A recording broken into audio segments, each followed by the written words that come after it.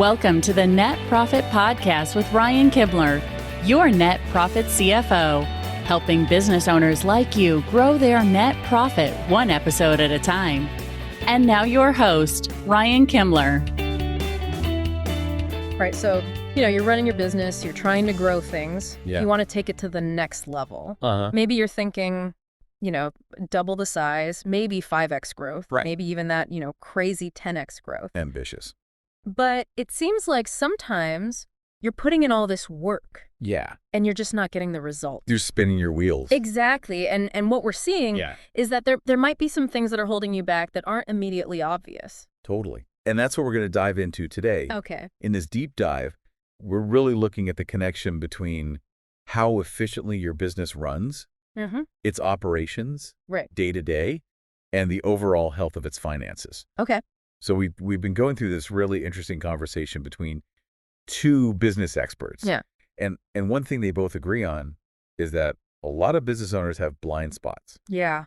when it comes to operations or finance or both. And they're connected. Right. Yeah. These two things. It's like a feedback loop. They really are. And that's what we're going to unpack today. Exactly. Like We're going to show you how those two things are connected Yeah, and how addressing weaknesses in one area can really improve the other. that's a great point. So what really stood out to you about operations and finances and their connection? Well, one of the first things that jumped out at me was how directly those operational inefficiencies translate into financial costs. Yeah.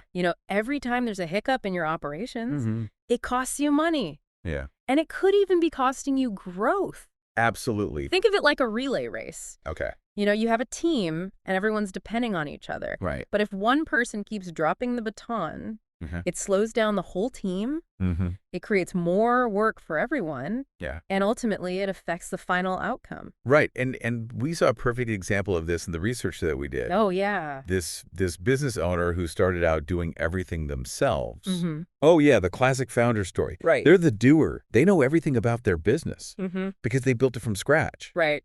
But here's the thing. They often don't document their processes. Okay. It's all in their head. It's all up here. Exactly. Yeah. And then as the business grows, they start hiring people. Yeah, you got to bring on some help. Right. But those new team members don't have the same knowledge. Right. They don't have that experience built up over years. Exactly. So things start to slip. Mm-hmm. Mistakes happen. Efficiency goes down. Yeah. And that hurts your profitability. Big time. It's like trying to scale a recipe that's only in your memory. That's a good way to put it. You might be able to make it perfectly every time, Mm-hmm.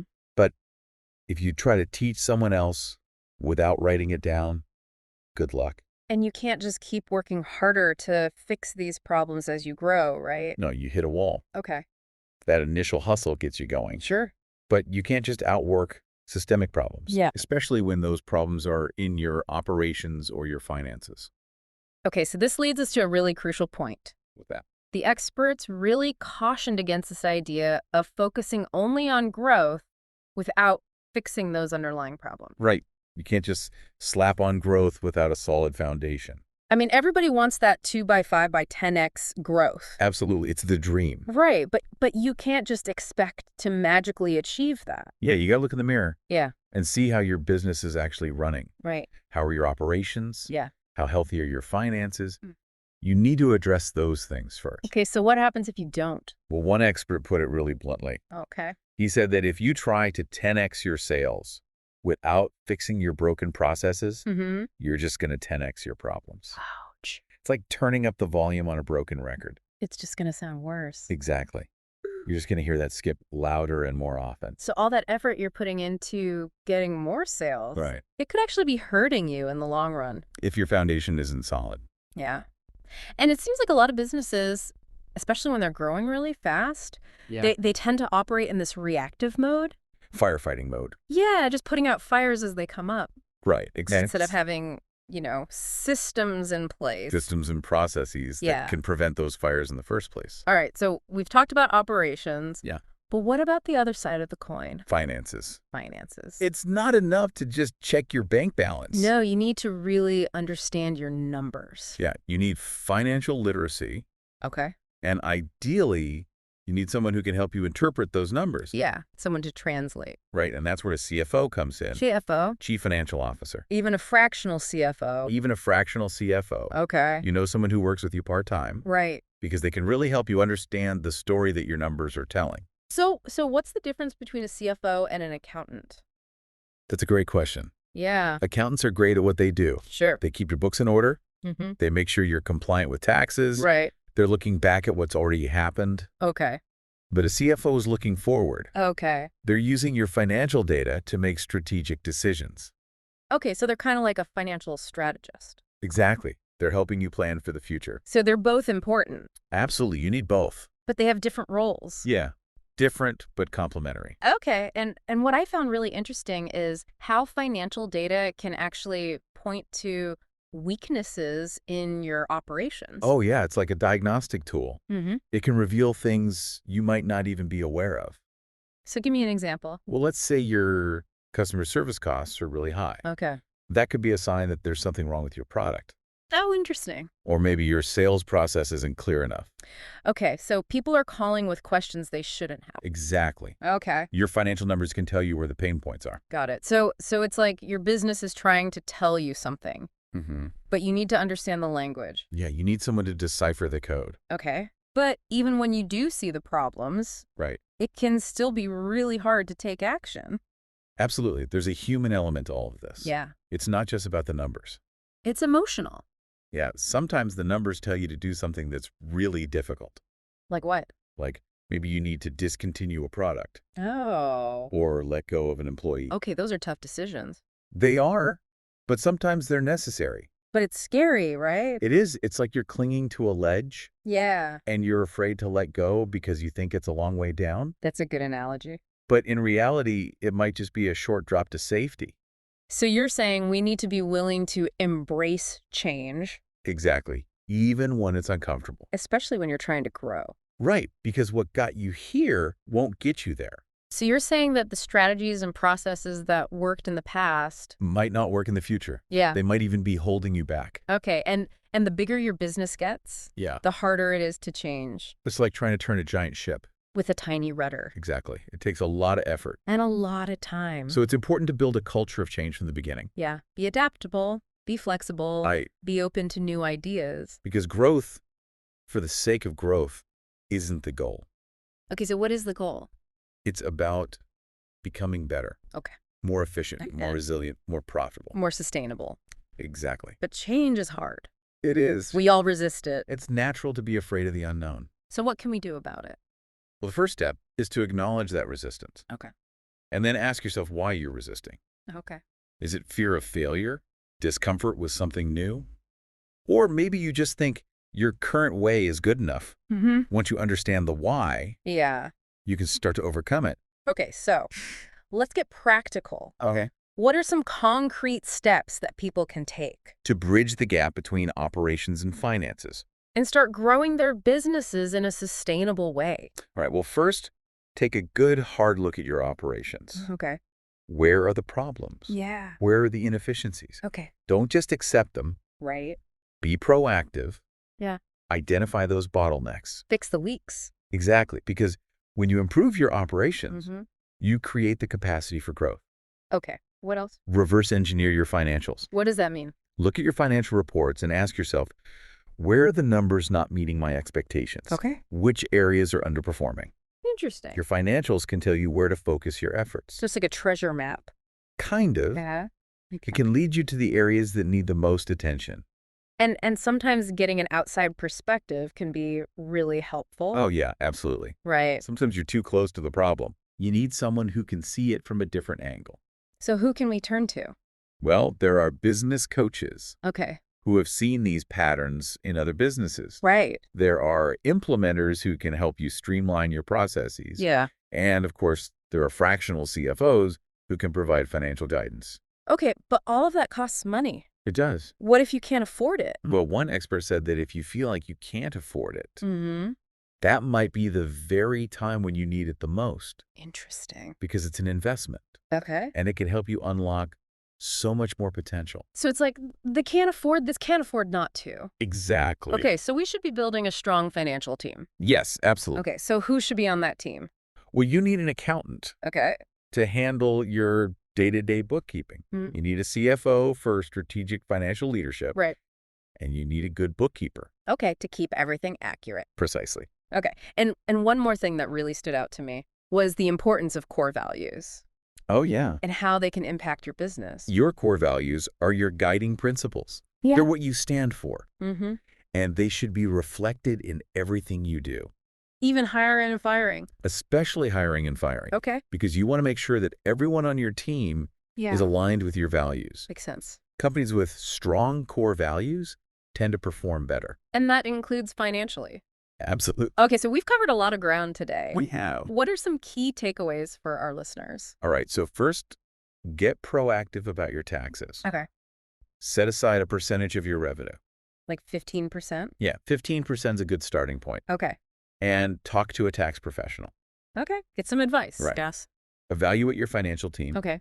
Do you have the right people in place? Mm-hmm. People who can give you the insights you need. Okay. And if not, Don't be afraid to make a change. okay. Get referrals. Mm. Find someone you trust. What's the third takeaway? Define your core values Mm-hmm. if you have it already. Then. And then really look at how you're using them in your business. Yeah. Are they just words on a wall? Or are they actually guiding your decisions? Great advice. So, Right. so the main message here is that business growth isn't about some magic formula. It's about being intentional. Right. It's about understanding how everything in your business is connected. Operations, finances, your team, your values. Yeah, and being willing to adapt and change. Exactly. So to wrap things up, I want to leave our listeners with a thought. Okay. What's the biggest point of resistance you're facing in your business right now? Mm-hmm. What are you afraid to do? Yeah. What are you putting off? What's holding you back? Because often those are the areas where the biggest opportunities are hiding. Yeah.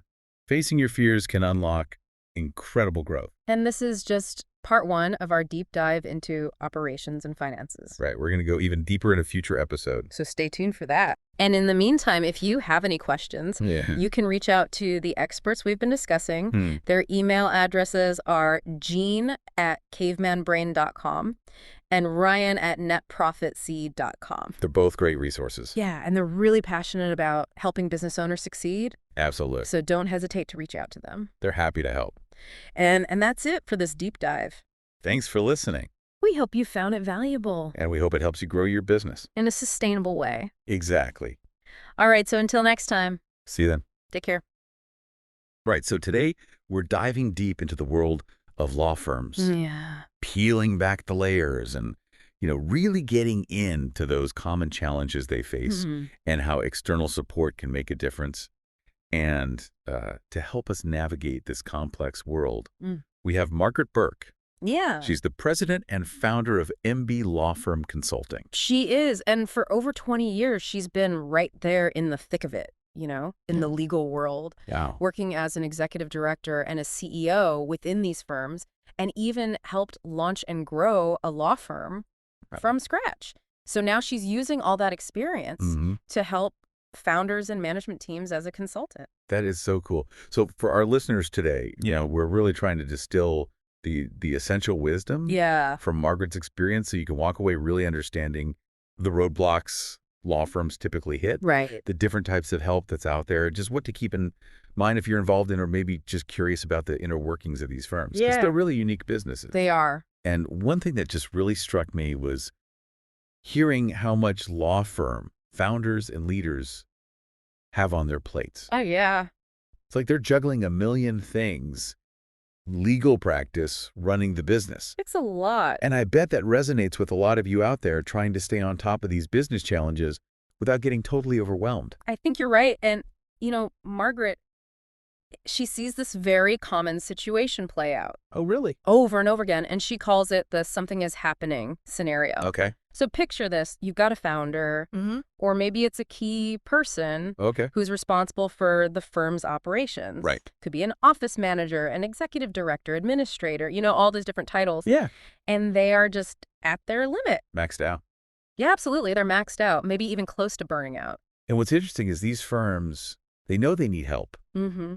but they're not necessarily thinking about hiring a full-time employee right away. No, not at all. What they really want is that targeted expertise. From someone who's been there, done that. Makes sense. Someone who can zero in on those specific pain points. So it's not always about adding another person to the payroll. No, It's about finding that specialist who can address that bottleneck. exactly. And the reasons for seeking that help, they're usually pretty urgent. Yeah, I can imagine. There's a problem that needs fixing fast. Mm-hmm. And the internal team, they're already spread so thin. Oh, yeah.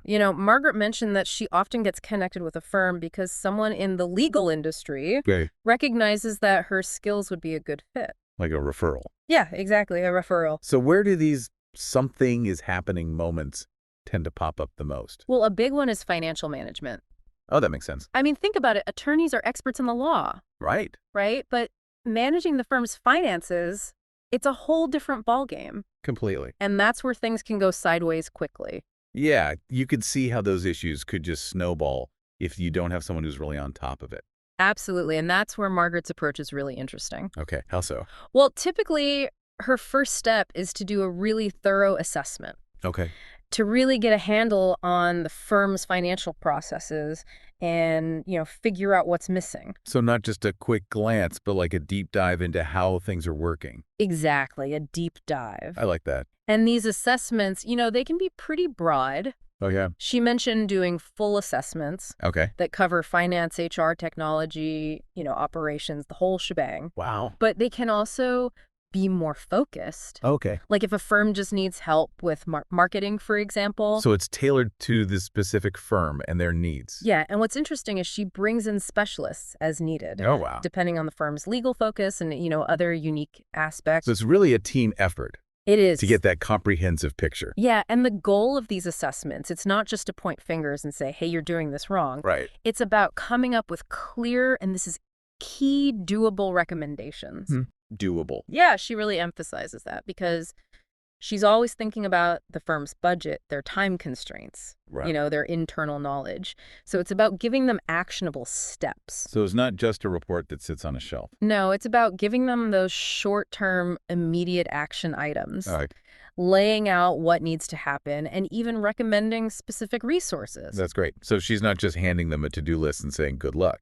No, not at all. She can actually help them implement those recommendations Oh, wow. or connect them with the right people, Okay. like financial specialists, or even suggest technology solutions. So it's a very hands-on, practical approach. It is very much so. And, she also talked about this hybrid approach, which Right. I think is super valuable. What is that? So let's say a firm is in crisis mode. Okay. Like there's a fire they need to put out right now. Yeah. She can come in and do an assessment, Mm. but at the same time, she's also providing that direct hands-on support. So putting out the fire while figuring out how to prevent future ones. Exactly. I like that analogy. And I've got to imagine there are firms out there that have a clear vision. Mm-hmm. They know what they want to do, Yeah, but they just don't have the people to make it happen. you're exactly right. And that's where Margaret's project-based work comes in. Oh, wow. It's like bringing in a specialist Okay. to handle a specific project, Makes sense. get it done efficiently.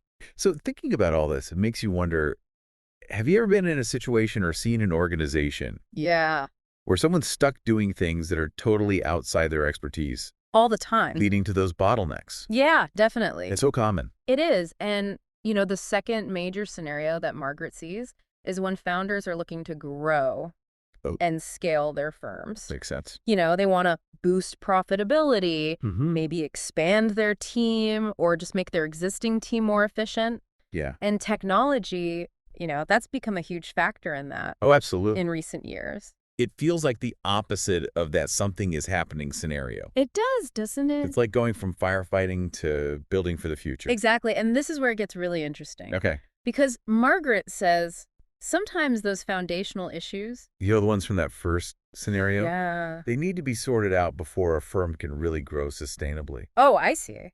You can't build a strong house on a shaky foundation, right? Makes total sense. And trying to expand without fixing those core problems that could lead to some serious financial missteps. Oh, absolutely. And it's not just about the money either. Right. Margaret points out that you need the right team in place Okay. to handle that growth. Yeah. Can everyone step up and take on more responsibility? It's a good point. You can't just assume everyone's ready for that. Right. Now, the third scenario, this one's really fascinating. Tell me about it. It's about what happens after a law firm merges with or acquires another one, Okay. or maybe just a group of attorneys. Yeah. And this is where Margaret sees a pattern, a consistent pattern. Yeah. Firms rarely plan for how they're going to integrate everyone. They just kind of assume their existing staff can handle it. Oh, wow. But from her experience, conflict during this integration phase, it's almost inevitable. She said 100% of the time, And 100%. that's a pretty strong statement. It is. So what kind of conflicts come up? Well, you'd be surprised it could be things that seem really small. Okay. Like maybe the firms use different timekeeping systems Okay. or billing systems, or they have different expectations around firm culture and practices. I see. Even just their daily routines can clash. Wow. So it's not just about the big picture legal stuff, No, it's those little operational details that can cause friction. especially when you've got a group of people who are used to doing things a certain way. Exactly. They're coming to a new house with new rules. And it's easy to overlook those little things when you're focused on the big merger. It is, but they can really trip you up if you're Yeah. not careful. So having someone dedicated to smoothing out those transitions seems crucial. Absolutely. And that's where Margaret comes in. Okay. She acts as this impartial advisor Yep. and a project manager. Makes sense. She provides a neutral space Yeah. to address conflicts as they come up, identify training needs, and make sure everyone's on the same page, Yeah, information-wise. I see. She usually works closely with the management partner or founder Okay. of the acquiring firm and one or two key attorneys from the acquired group. And what's her process like? Well, she recommends weekly meetings, Okay. at least initially, Yeah, for about 6 months. that seems like a big commitment. It is, but it's essential for a smooth integration. Okay. She says these meetings are key for setting priorities, Okay. making sure things get done, and keeping the communication flowing. That makes sense. And it's not just about the practical stuff either. Right. She also stresses the importance of communication strategies, Okay. team building activities to help those relationships grow. And something that often gets overlooked, client introductions. Oh, yeah. People just assume those will happen naturally. They do, but it's much better to have a plan. Right. So it's all about reinforcing the why behind the merger Yeah, and helping everyone adjust to the new reality. exactly, with open communication. That's so important. It is, and Margaret makes a really good point. Okay. Large firms, they might have dedicated teams for this, Right. but small to mid-sized firms, they often don't. They don't have the resources. They don't have the time, the expertise, maybe not even the knowledge. So having that ongoing support with regular meetings and clear action items, that keeps things moving forward. It does, and it helps build relationships. And you know what? It can actually reduce email overload. Oh, really? Yeah, because it gives people a structured forum to talk things through. That's a huge benefit. It is. And this whole integration process, it just highlights how important it is to have that structured support, Yeah, especially when you're bringing teams together. right, because there are always going to be unexpected challenges. And those challenges can pop up in any industry, not just law. Oh, absolutely. I'm sure many of our listeners have seen this play out in their own careers. Yeah, for sure. So across all these scenarios, Margaret touched on some bigger themes. Oh, yeah, like what? Well, one that really stuck with me was that law firms, Mm-hmm. they're businesses for sure, Yeah. but there's also this strong sense of community Mm-hmm. and a genuine care for the people who work there. That's so true. It's not just about the bottom line. It's not. And another key theme is that legal professionals, they're constantly juggling their client work Right. with the demands of running a business. Which can be a lot to handle. It can, and it's not really what they're trained for. No, they're experts in law, not necessarily in things like finance or HR or technology. And that's where having an outside perspective can be so valuable. Yeah. Someone like Margaret, Mm-hmm. she can come in, identify the challenges, and recommend solutions Right. without being caught up in all the internal dynamics. Exactly. And she's not afraid to get her hands dirty Oh, yeah. when it comes to implementing those solutions. And strategic planning is another area where she really shines. It is. She takes a very hands-on approach Yeah. to developing and implementing those plans. Often with goals like boosting revenue or diversifying the firm's practice areas. Yeah, which often involves hiring new people. Right. And within strategic planning, she specifically highlighted two key areas: Okay, which ones? financial management Mm-hmm. and people and culture. Makes sense. That covers everything from recruitment and retention Yeah, to making sure everyone's aligned with the firm's goals, right. addressing performance issues, and even navigating those tricky personnel conversations. which can be really tough. Oh, yeah. But she does it with empathy and understanding. So it's really a holistic approach to building a successful law firm. It is. So to sum it all up, Yeah. Margaret's insights show that law firms, they face these predictable challenges related to their capacity for work, their ambitions for growth, and the complexities of mergers and acquisitions. Right. And external consultants like her, they bring a lot to the table. They do. They offer these in-depth assessments, Yeah. practical recommendations that fit the firm's limitations, Right. and that crucial project management support. Especially during those big transitions, like after a merger. Exactly. Yeah. So here's a final thought for you to Very- ponder. Okay, I'm listening. Given how law firms have to balance their legal expertise with the demands of running a business, Yeah. what other professional service industries might face similar hurdles? Oh, that's a good question. And how could they benefit from that specialized external support? Right, because it's not just about law firms. It's about any industry where deep expertise has to coexist with day-to-day operations. Exactly. And that's where the challenges and the opportunities for improvement really lie. It is. So if you're intrigued by Margaret's work Mm-hmm. and you're thinking maybe her expertise could benefit your firm, Yeah. her website is mblawconsulting.com. That's mblawconsulting.com, and you can also reach her directly. Oh. Her email is margaret@mblawconsulting.com. Got it. Or give her a call, 617-401-2529. Perfect. She offers a complimentary consultation, and she's genuinely happy to connect. That's great. Even if your need falls outside her specific areas of focus, because, she has this amazing network in the legal world, Right. and she can probably point you in the right direction. That is fantastic. Well, thank you for taking this deep dive with us today. Yeah, thank you for having me. We hope you found these insights valuable and thought-provoking. I hope so too. And we'll see you next time. See you later.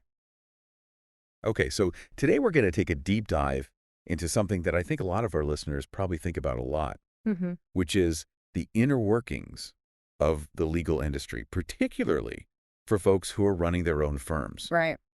And we've got some super interesting audio to break down today. It's Ryan Kimmler Yeah. from the Net Profit Podcast talking with James Gallagher, who is a law firm growth expert Right. and co-founder of Best Legal Choice. And one of the things that's really interesting about James is he got an early introduction to the legal world Yeah. through a company called Prepaid Legal, Right. which I think a lot of people have at least heard of it, maybe had experience with. Yeah, absolutely. And it later became Legal Shield, so that evolution is really interesting too. Oh, totally. Yeah. Yeah. Yeah. And I think that gives him such a great perspective Yeah. Yeah. because he's seeing it from both sides. Right. Not just from like, okay, here's a lawyer in their office, but like, Exactly. More of that everyday person's experience. yeah, totally. Yeah. So what we want to do today is like really understand what's the business of running a law firm? Like, Yeah. why do so many like really smart people hit roadblocks when it comes to like the business side? For sure. And what are some really practical things that folks could do if they're listening to this to grow and become more profitable and like get that work-life balance that everybody's always talking about? It's the dream. Yeah, it is. It's the dream. So we got some really surprising numbers that we're going to go through. Yeah. And we're going to talk about some really relatable challenges that I think people are going to connect with.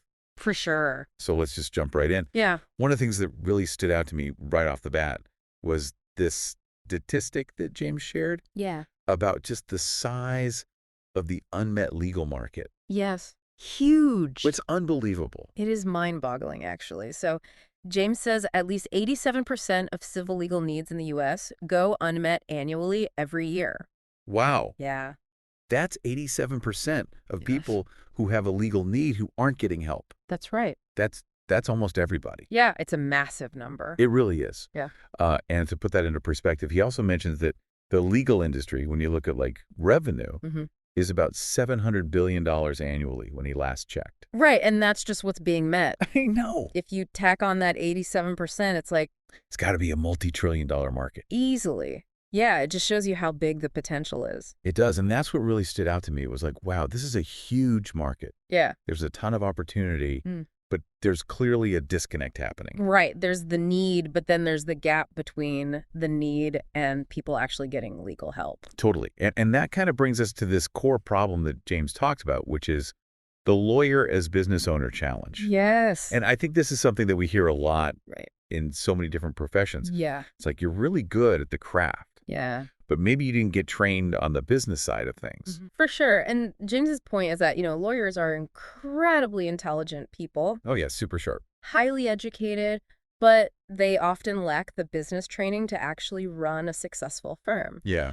Ryan Kimler on the podcast even mentions it specifically, like the lack of focus on accounting and numbers. It's funny that he brought that up because that was one of the things that jumped out at me, too. Yeah, I mean, it makes sense. You're not really...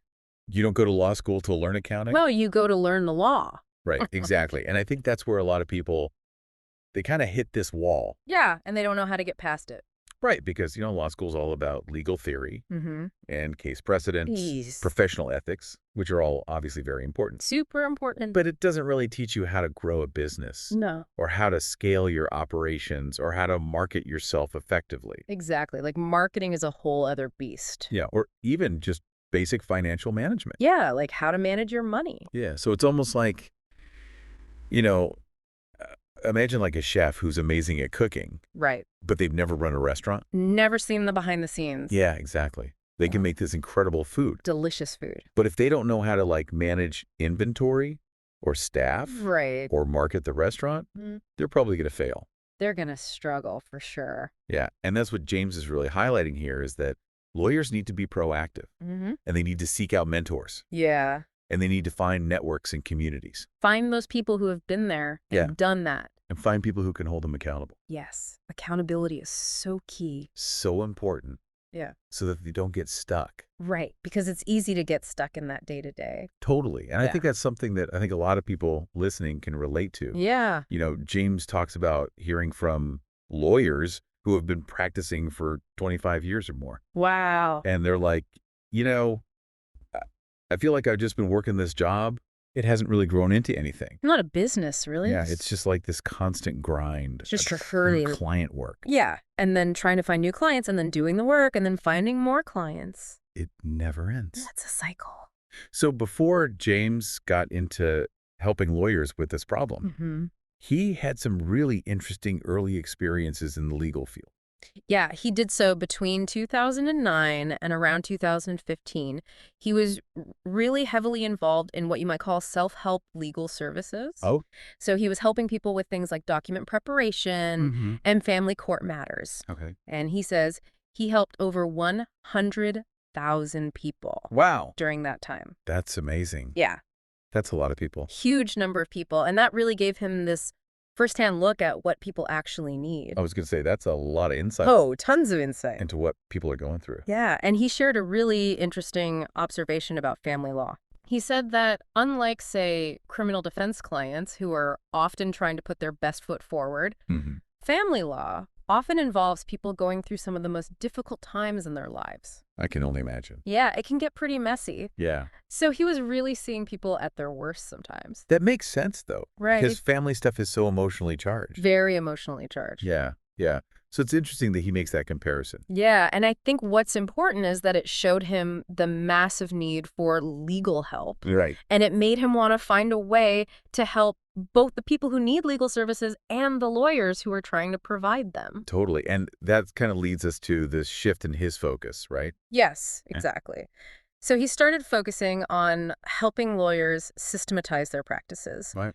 Building those positive client feedback loops that drive referrals, developing a strong reputation, and ultimately making that transition from just practicing law to actually owning and running a legal business. And becoming a business owner. Yeah, right. Exactly. Yeah. And he actually called the range of problems that come from this lack of business understanding in the legal field its own epidemic. It's so true, though. It really is. You see it everywhere. Yeah, it's not just about making more money. Right. It's about creating a business that runs well. That can run without you. Yeah, exactly. That's the dream. That's the goal. So how does he suggest that people actually do that? So a big part of it, he says, is systemization and automation. Makes sense. Right, like using technology to free up lawyers from doing all those day-to-day tasks. So they can focus on the law. Exactly, and spend more time serving their clients. It seems so obvious. It does, but, we get caught up in the day-to-day. Totally. And we forget to think bigger picture. For sure, and this is something we hear all the time. Yes. Work-life balance. Yes, the holy grail. Yeah, and this is where that comes in. For sure. Because if you can systematize your business, you can get some of that time back. Get your life back. Yeah, and spend it with your family. Exactly. Do the things you love. That's the point, right? Yeah, the goal is not just to make a ton of money. Right. It's to have a good life. Right. Money is important, but it's a means to an end. It's about freedom. Okay, so James ran into a major pain point in this process, Oh, yeah. which I think a lot of people listening to this can relate to. I think so too. Lead generation, Yes. getting those clients. It's the lifeblood of any business. Yeah, so he's got a lot of experience with websites, Mm-hmm. landing pages, marketing campaigns, Yeah. SEO, Oh, it's at a hollow. all the things. Oh. But he kept hitting this wall. Okay, so what was the wall? Well, he would generate leads. Okay. Like he would find people who were ready to hire a lawyer, Right. but then he would struggle to connect them. With the lawyer. The lawyers. Interesting. Because the lawyers didn't have systems in place. Oh, they weren't ready for the influx. Yeah, they were overwhelmed. Too busy putting out fires. They were reactive instead of proactive. That makes sense. So they had all these clients coming in, Right.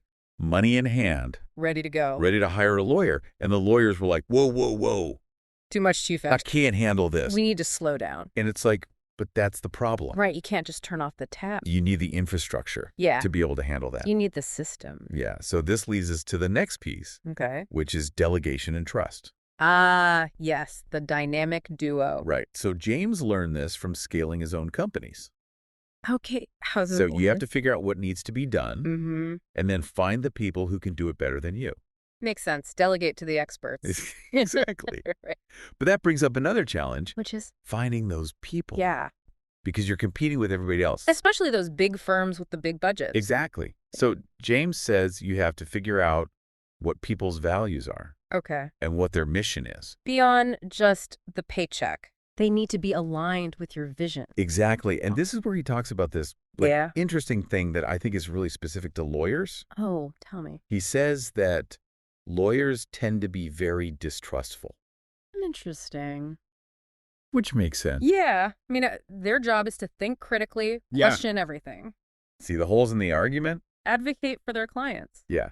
But he's saying that that can actually be a hindrance To growth. to growth How so? because it makes it hard for them to let go, To delegate. to delegate. Right. Because they think only they can do it right. Right. Makes sense. So he's saying you have to figure out how to build trust Okay. and you have to delegate effectively. Right. And he makes this distinction. Yeah. Only a lawyer can practice law. Of course.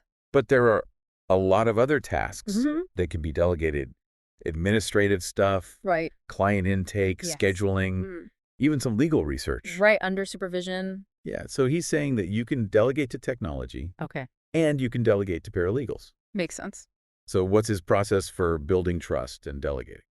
Okay. So he says you have to define your values, Oh. your mission, Mm. and your vision. Okay, And then you need to find people who align with that. makes sense. Right. So you're not just hiring anybody? No, you're hiring people who fit the I mean, culture, right. the values. And he even mentions using assessments, Assessments like what? like the Wonderlic test, Okay, I've heard of that one.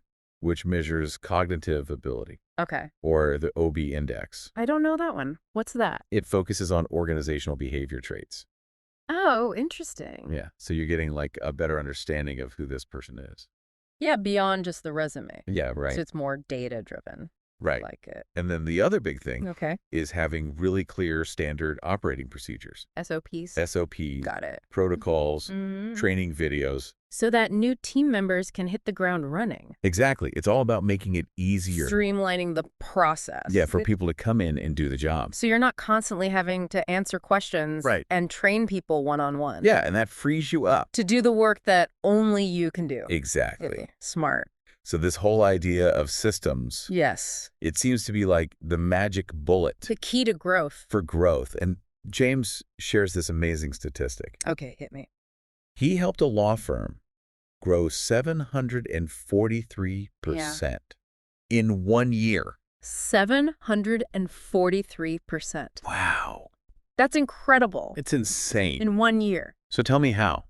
Okay, so basically they started getting a ton of leads. Okay. Because their marketing was working. Uh-huh. And it got to the point where they were like overwhelmed. They were like, we got another one for you, ready to litigate, 5K, ready to go. And the lawyer was like, I can't handle it. I can't handle this. I need help. So he had to hire more people. More lawyers. Yeah. More staff. But because he had these systems in place and these protocols, and SOPs, he was able to scale really quickly. So he went from solo practitioner to having associates, paralegal, Virtual assistants. the whole shebang. Wow. And he even had virtual assistants in the Philippines. Wow. So it was like a global It operation. was a fully scaled law firm. And that's what's so crazy is that he did that in a year. 1 year. Yeah. And we're talking about family law and civil matters, Which are in high demand. competitive areas. Yeah, so it's not like he was in some niche market. No, this is like bread and butter Exactly. sauce stuff. Yeah, the stuff that everybody needs. So what were the key ingredients? Okay, so he had effective paid advertising Okay. to get those leads coming in, a Yeah. skilled team, Yeah. to handle the work, Huh? compelling copywriting, Okay. to attract the right clients, Mhm. a strong offer, something that people actually wanted, Right. and a large market. So basically everything we've been talking about, Yeah, it all comes together. it all works together. It's not just one thing. It's the whole system. It's the whole system. That's the magic. So let's shift gears a little bit and talk about mindset. Oh, yes, the mental game. Right, because this is just as important Absolutely crucial. as all the tactical stuff. Yeah, you can have the best systems in the world, but if you're not in the right headspace, It's not going to work. it's going to fall apart. So James talks about the importance of lifelong learning. Love it, always be learning. Yeah. And humility. Humility, that's a big one. Yeah. So how does humility play into this? Well, he says that early in his career, Mm-hmm. he felt like he had to do everything himself. Oh, I know that feeling, the control freak. Yeah, and he had to have all the answers. Like the know-it-all. Yeah. Yeah. But he realized that that was actually holding him back. It was slowing him down. Yeah. Interesting. And he said it was causing problems in his relationships too. Yeah, because nobody wants to work with a know-it-all. Right. It's exhausting. So he had this mentor Okay. who taught him something really valuable. What was that? It's not about knowing everything. Okay. It's about knowing enough Knowing enough to be dangerous. and surrounding yourself With experts. with people who know more than you. Right. Find the people who are better than you at certain things. Exactly. Love that. And that's where he brings up this who, not how concept. Who, not how? Tell me more. So it's this idea that was popularized by Dan Sullivan from Strategic Coach. Okay. And it's basically saying that you need to focus on the outcome. The goal. Yeah, the goal. Okay. And then find the right people to help you achieve it. So don't get bogged down in the Yeah. how, delegate the how. Exactly. That. I love that. It's so simple, but it's so powerful. It is so powerful. And this ties back into what we were just talking about with lawyers, The distrust. thinking they have to do everything themselves. Exactly. Right. So they need to let go of that. Delegate. Delegate and leverage other people's knowledge and skills. Yeah. And that's how they can achieve exponential growth. That's the secret sauce. Okay, so how does James help lawyers do this? So he has this program. Okay. It's a 6 to 8 week law firm growth accelerator program. Wow, okay, so it's pretty intense. It's focused. Yeah. But the goal is to help lawyers scale their firms to multiple 7 figures and beyond. That's a big goal. It is, but it's achievable. If you do the work. Exactly. So tell me what's in this program. Okay, so it's really comprehensive. Okay. It covers all the foundational elements. Okay. So you start by defining your dream client. Okay. Who do you actually want to work with? Yeah, who's your ideal client? Exactly. Yeah. And then you establish your core values and your mission. Yeah. What do you stand for? Mhm. What's your purpose? Okay. And then you set your goals. Big, hairy, audacious goals. Exactly, but they have to be achievable. Right. So you have something to work towards. Yeah. Then you craft your offer. Okay. What are you actually selling? Right, what are your services? Exactly. And how are you going to package them Okay. to make them irresistible to your dream client? Okay. And then you identify your traffic sources. Okay, so this is like marketing. Yeah, where are your ideal clients hanging out? Right. How are you going to reach them? Okay. And then you build your systems. We're back to systems. Systems are everything I'm seeing a theme. for client acquisition Okay. and fulfillment. So how do you get them and how do you serve them? Exactly. Okay. And then you focus on reputation management. Oh, that's huge. Super important, especially for lawyers. Yeah, because it's all about trust Right. and credibility. Exactly. Okay. And then you learn about blitz scaling. Blitz scaling, what's that? It's like rapid growth. Okay, How to scale your firm quickly. got it. And then branding. How to create a strong brand. So people recognize you. Yeah. So you stand out. And remember you. Exactly. Okay. And finally, you create a strategic roadmap. A plan. A plan for the future. To keep you on track. Exactly. So you know where you're going and how to get there. So it's like the whole package? It is the whole enchilada. Yeah. So we've covered a lot of ground today. We have. What are the key takeaways? Okay, so the big one is that there's a massive unmet need.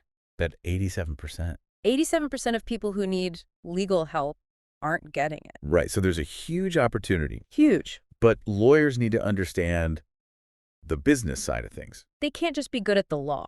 They have to be good at business. Exactly. And that means systems, delegation, building a team. Building a team. And it's all about creating a business that can run without you. So you can have a life. So you can have a life. And the amazing thing is, it's totally achievable. James proved it. 743% growth in 1 year. That's mind-blowing. It is. So if you're a lawyer and you're listening to this and you're like, I want that. I want some of that. You need to talk to James. You need to talk to James. He's got all the answers. So how do people reach him? He's given us his contact info. Okay. You can email him at James at bestlectalchoice.com. bestallowchoice.com. That's James at bestlegtalchoice.com. Perfect. And the website for his accelerator program. Yeah, that's bestleccelerator.com. Okay. So bestlegtalceerator.com. Awesome. And he's on LinkedIn too. He is. Just search for James Gallagher. Gallagher. Okay, perfect. So I want to leave you with a final thought. Okay. Given that 87% of people aren't getting the legal help they need, what are some innovative solutions that we might see emerge? Ooh, good question. To bridge this gap? Yeah, like how do we make legal services more accessible? And how can understanding the business side of law actually contribute to that? Yeah. That's something to think about. It is. It's a big challenge, but I think it's an important one. Totally. And I think it's something that's only going to become more important. As the world changes. As the world changes. And technology evolves. Exactly. So thank you for listening. Thanks for having me. And we'll see you next time on The Deep Dive. Bye. Well, and there you have it. If you stuck with us for all 3 parts, you heard the summaries of the top 10 episodes downloaded we've had on the show up to this point, up to episode 100. Really excited that we got to 100 episodes. And again, I hope you got some really good information and valuable learning pieces to help you grow your business and grow your profits. That is what we are all about here at the Net Profit CFO and the Net Profit Podcast. Again, I am your host, Ryan Kimmler, the Net Profit CFO. Until we get the next 100 episodes done, see ya. Thank you for listening to the Net Profit Podcast with Ryan Kimmler. Make sure to subscribe or follow the show on your favorite podcast app.